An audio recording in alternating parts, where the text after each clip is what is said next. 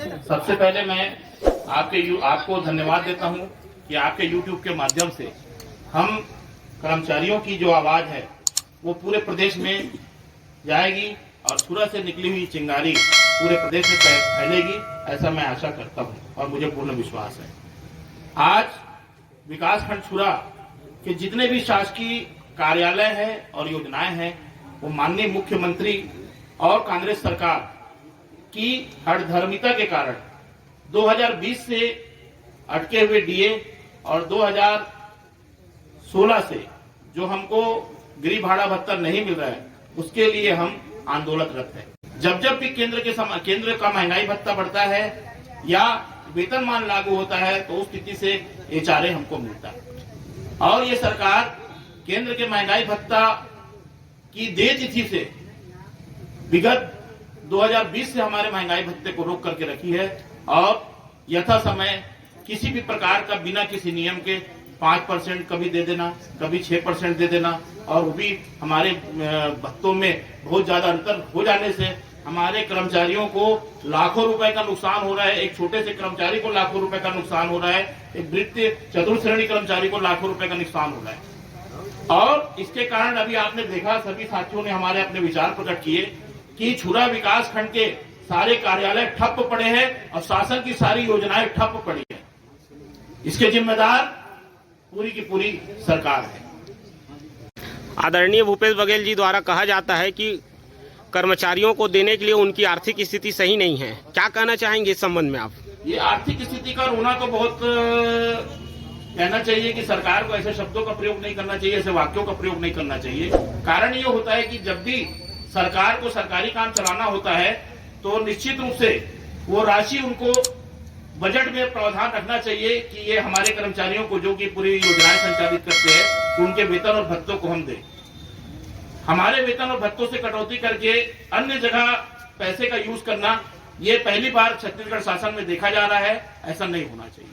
काम करने वाले सरकार का काम करने वाले, शासन की योजनाओं को पहुंचाने वाले वो होते हैं कर्मचारी और जब भी स्थापना का जो व्यय होता है, शासन का स्थापना का व्यय जो होता है वो कर्मचारियों के पीछे खर्च करना चाहिए। तो उल्टा ये सरकार ये कर रही है कि हम कर्मचारियों के पैसे से, जो हम कर्मचारियों का रोका गया पैसा है, जो हम कर्मचारियों का उनके द्वारा जमा गया पैसा है, वो विधायक और मंत्री को भत्तों के रूप में दे करके, उनके विभिन्न भत्तों के रूप में दे करके जो कि नहीं दिया जाना चाहिए वो हमारे पैसों को दे करके सरकार एक अच्छा कार्य नहीं कर रही है। निश्चित रूप से इससे कर्मचारियों में आक्रोश उत्पन्न है। इसकी मुख्य वजह सरकार की हठधर्मिता है। सरकार नहीं चाहती कि हमारे क्षेत्र में, हमारे राज्य में लोगों को सुविधाएं मिले। आज राजस्व में पूरे प्रकरण लटके हुए हैं, लोगों को जमानत नहीं मिल पा रही है, लोगों के कार्य नहीं हो पा रहे। तहसील कार्यालय में जाकर देखिए आप, पूरा ताला अटका हुआ है। अभी हमारे स्वास्थ्य विभाग में बताया कि टीकाकरण रुका हुआ है।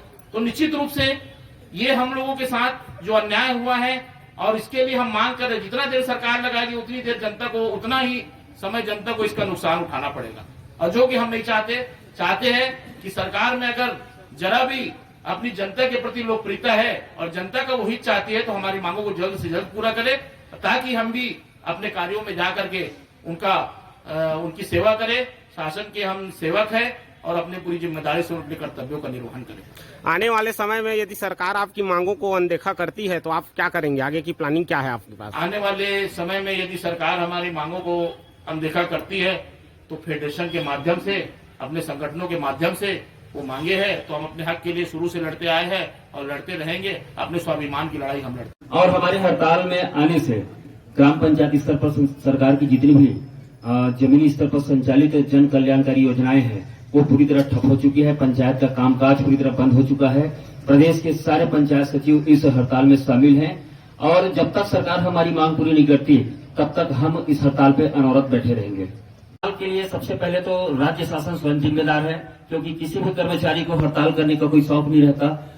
यह हमारा हक है जो केंद्र सभी कर्मचारियों को डीए प्रदान करे, वही डीए हमको भी राज्य सरकार प्रदान करे। आज देखिए शासन की सबसे बड़ी फ्लैगशिप योजना गोधन न्याय योजना, जिसको लेके बहुत ज्यादा प्रचार प्रसार कर रही है। आज वहाँ गोबर खरीदी बंद है, खाद का निर्माण बंद है और बहुत सारी जो आजीविका की गतिविधि होती है गौठानों में वो सारे बंद है। तो हमारे लिपिक साथी सब हड़ताल में है और शासन की जो योजनाएं वहां से आ रही हैं, जो भी जानकारी मांग रही हो सब पढ़ा। हमारे संघ के जितने सदस्यगण हैं सभी हड़ताल में हैं और प्राय संगठन के सभी लोग हेड मास्टर के पद में कार्यरत हैं। उनके स्कूल में नहीं रहने से स्कूल की पढ़ाई और तमाम व्यवस्थाएं प्रभावित हो रही है। ये सरकार जिसके लिए हमको लड़वा रहा है और जब तक ये हमारे प्रमुख मांगों को नहीं दे देते तब तक हड़ताल हम वापस नहीं लेंगे। और हमारे स्कूल में जैसे हम लोग लिपिक हैं तो उनका जो हम लोग जो शिक्षकों का जो वेतन बनाते हैं, प्रशासनिक और जो कार्य हैं वो प्रभावित है। गोधन न्याय योजना और राजीव गांधी किसान न्याय योजना, ये अभी किसानों के फसल का क्षेत्र आच्छादन का पंजीयन करना है, वो काम बंद है। और हर गौठान का नोडल अधिकारी कृषि विभाग को बनाया गया है।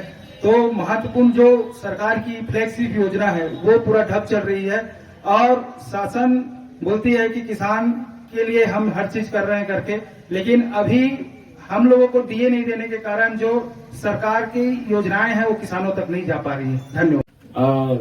हमारे लघु वेतन कर्मचारी संघ के द्वारा ही सभी कार्यालयों का संचालित किया जाता है। हमारे साथी ही ताला खोलते हैं, पानी पिलाते हैं, सफाई करते हैं। मैं शिक्षा विभाग से हूँ, शिक्षक के पद पर कार्यरत हूँ और हमारे विभाग के विगत 2 वर्षों का जो कोरोना काल में जो क्षति हुआ है पढ़ाई का, उसका भरपाई करने के लिए हम लोग विभिन्न माध्यमों से अभी इसी सत्र से प्रारंभ किए थे अपने बच्चों के भविष्य गढ़ने के लिए। और शासन की गलत नीतियों के कारण हमें इस आंदोलन में आना पड़ा, जिसकी वजह से जो गति पकड़ी थी पढ़ाई का वह रुक सा गया है। और इसके लिए पूरी जिम्मेदार स्थानीय हमारे छत्तीसगढ़ राज्य के सरकार की है।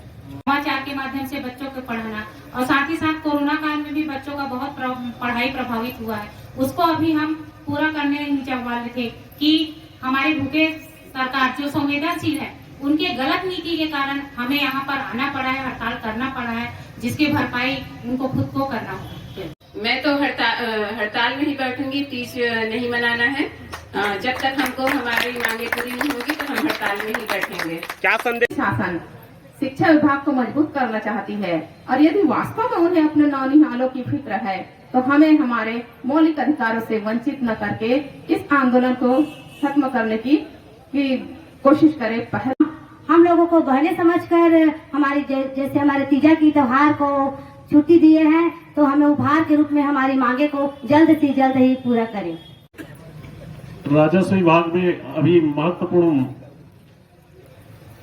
कार्य गिरदावरी का होना है और गिरदावरी अगस्त से सितंबर के बीच अनिवार्य रूप से किया जाता है, जो शासन के धान खरीदी केंद्र को धान खरीदी से संबंधित कार्य को प्रभावित करेगा। और इतने महत्वपूर्ण कार्य को न अनदेखी करते हुए राज्य शासन अपना 2 सूत्री मांगों पर ध्यान नहीं दे रही है।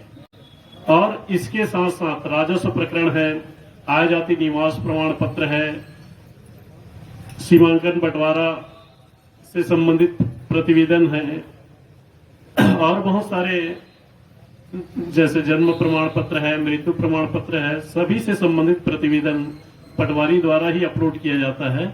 और सब जितने भी ऑनलाइन काम है आय जाति निवास से संबंधित और नामांतरण बंटवारा से संबंधित सभी कार्य पेंडिंग पड़े हुए हैं।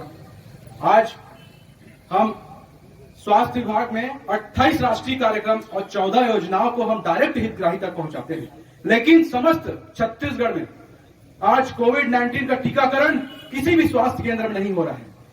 और किसी भी स्वास्थ्य केंद्र में गर्भवती महिलाएं और शिशुवती महिलाओं को किसी भी प्रकार का लाभ नहीं मिल पा रहा है।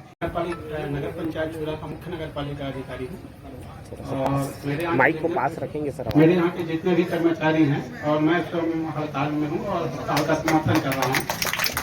और हड़ताल की वजह से हमारा बहुत सारा पूरा नगर पंचायत का पूरा काम कम्प्लीटली अभी बंद पड़ा हुआ है। विशेषकर अभी हमें बहुत सारे काम मिले हुए हैं दोस्त संरचना के अंतर्गत और 15वीं विद्या के अंतर्गत सभी का हमको परिषद का बैठक बुला के उसका प्रस्ताव शासन को भेजना था। और चूंकि मेरे यहाँ के जितने भी स्टाफ है सब छुट्टी में है, मतलब हड़ताल में है और हड़ताल में होने की वजह से हम बैठक बुला नहीं पा रहे हैं। जनता के भी जो भी शिकायतें आ रहे हैं उनको हम लोग ले नहीं पा रहे हैं, और मान लो पुराना लेके रखे भी हैं तो उस पर अभी हम कोई भी कार्रवाई नहीं कर रहे हैं, क्योंकि मेरे यहाँ के सभी कर्मचारी अभी हड़ताल में चल रहे हैं। क्या लगता है आपको कि सरकार कब आप लोगों पर ध्यान देगी, या आगे ध्यान देगी या नहीं देगी?